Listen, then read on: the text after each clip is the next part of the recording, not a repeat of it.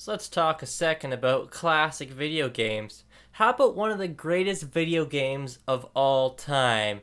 Yeah, you know what I'm talking about. I'm talking about Altered Beast. No. Well, it's a great game, but I'm actually talking about Yoshi's Island for the Super Nintendo. This is one of the best games ever made. One of my top 10 for sure. And when I heard there was a sequel for the Nintendo 64, I flipped the hell out. No doubt. I was pumped. I waited for years, staring at every little screenshot I could find in Nintendo Power and Game Fan and any other magazine I could get my hands on. And when it finally came out, well, yeah, it was, well, it was Yoshi's Story.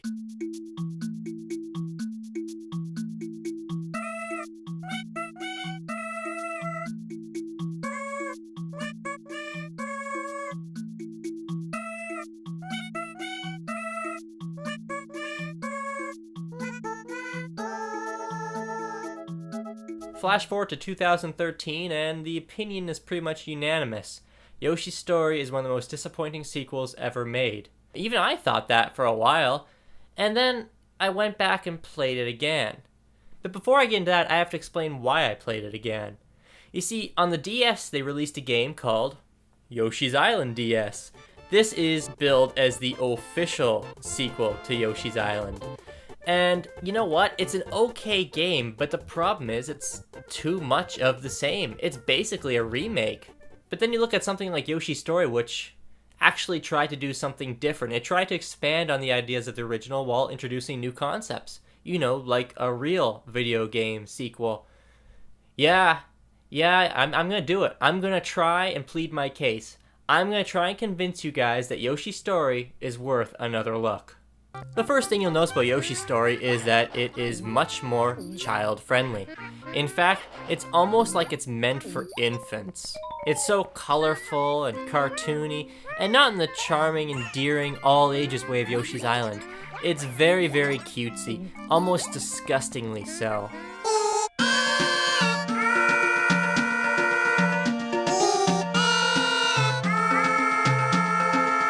Ah, the infamous singing.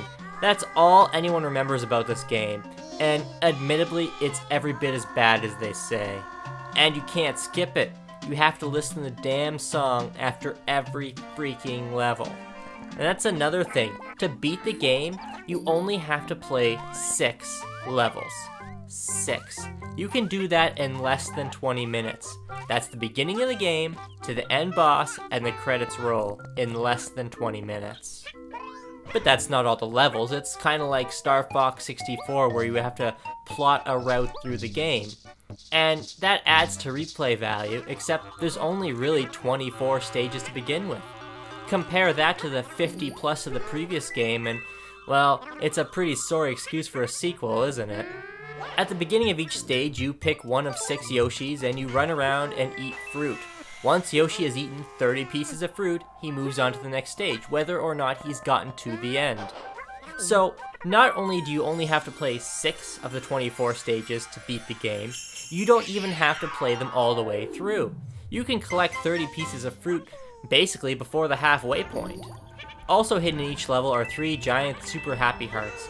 Based on how many you collected in the previous level decides which choices you have in the next world. So, if you've collected 2, you can access levels 1 through 3 in the next world.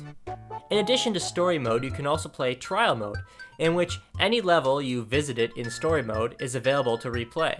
This kind of gives you the motivation to go back and try and unlock them all, and then you can play them again and again, attempting to get a better score.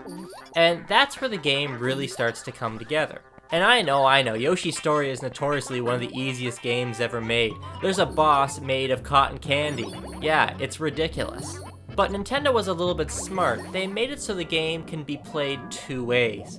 It can be played very simply. You just try and collect the 30 fruits and beat the game.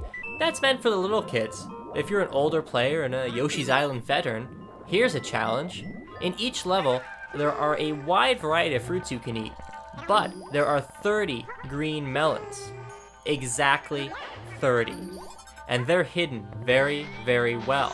How does Yoshi go about finding the melons? Well, sniffing around and ground pounding for secrets, playing mini games, defeating enemies. These things are hidden everywhere.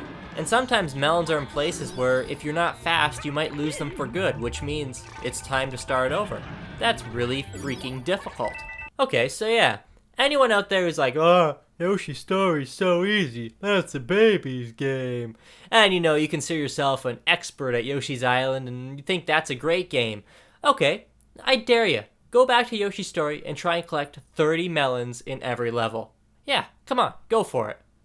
There are other nice things to say about Yoshi's Story, but a lot of these are things that even the people who hate the game can acknowledge. The graphics, for one, are absolutely stunning. I love the visual style in that the ground is stitched together and the background is made of cardboard. The whole world is like some little kid's art school craft project, and it's a joy to watch. And the pre-rendered sprites look really good. They're big and colorful, and it's easy to see what everything is. I'd admit that some of the edges on the sprites are a bit boxy and ugly, but considering this is on the Nintendo 64, it's aged pretty good. And that's not to rip on the graphics of the Nintendo 64, but even games like Ocarina of Time look a little bit dated by today's standards. The other thing I really like about Yoshi's Story are the controls. They're solid, and basically improved in every way over Yoshi's Island. The egg throwing is now more organic, and you can aim wherever you want instead of waiting for the cursor to move there on its own. I don't like the removal of the ricochet mechanic, but that's a minor nitpick. Another thing a lot of people don't really pay attention to in Yoshi's Story is the level design. It's absolutely brilliant. I suspect that most people just get the 30 fruits and don't even see half the game, but each level has very interesting and original obstacles. It's not like some cookie-cutter platformer where they make up a few ideas and recycle them again and again. No, each level in Yoshi's Story feels completely original and separate. And some of the ideas are a lot of fun, like riding on dragons or rolling on giant boulders. Some levels are mazes and some are straightforward, and most of the levels look really different too. Yes, there are some that fit into the snow pattern and some that are grass, but each one has its own unique flair to it. The music, with the exception of the song, is all really charming. Almost every stage has a remix of the main theme, except it's remixed in a way to match the theme of the stage, which is nice. I even like that the music slows down if Yoshi's taking damage and almost dead. I really do think this game is underrated, and I wish people would give it more of a chance. It's definitely a lot better than Yoshi's Island DS, and it's looking like it's going to be better than Yoshi's Island 3DS too. I think because this game got such critical backlash, Nintendo's kind of shied away from experimenting with the Yoshi games. And that's a shame. Everything has to look like Yoshi's Island now, to the point where they're using the exact same sprites, and that's just pathetic. You know what? I'm actually excited for Yarn Yoshi for Wii U. Yes, it looks like Kirby's Epic Yarn, but that style always fit Yoshi better than Kirby anyway. And as long as it has egg throwing and licking up enemies, I'm going to be happy. That would be a step in the right direction. Yoshi's Story is in no way as good as the original, but you know what? As far as sequels go, you could do a hell of a lot worse.